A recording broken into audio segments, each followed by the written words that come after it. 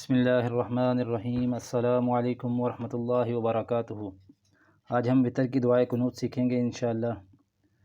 رسول اللہ صلی اللہ علیہ وسلم نے یہ دعا حضرت حسن بن علی رضی اللہ تعالی عنہ کو سکھائی کہ وطر میں پڑھا کرے۔ دعا یہ ہے: اللہم اہدنی فی من ہدیت، وعافنی فی من عافیت، وتولنی فی من تولیت، وبارک لی فیما اعطیت، وقنی شر ما قضیت، فإنک تقضی ولا یقضی علیک، انہ لا یذل من والیت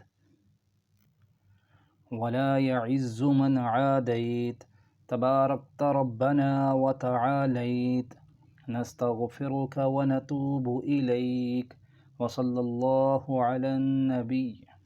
ترجمہ: اے اللہ، ہدایت دے مجھ کو ان لوگوں میں جن کو ہدایت دی تو نے، اور عافیت دے مجھ کو ان لوگوں میں جن کو عافیت دی تو نے، اور دوست بنا مجھ کو ان لوگوں میں جن کو دوست بنایا تو نے، اور برکت دے مجھ کو اس میں جو دیا تو نے، اور جو فیصلہ تو نے کیا اس کی برائی سے مجھے بچا۔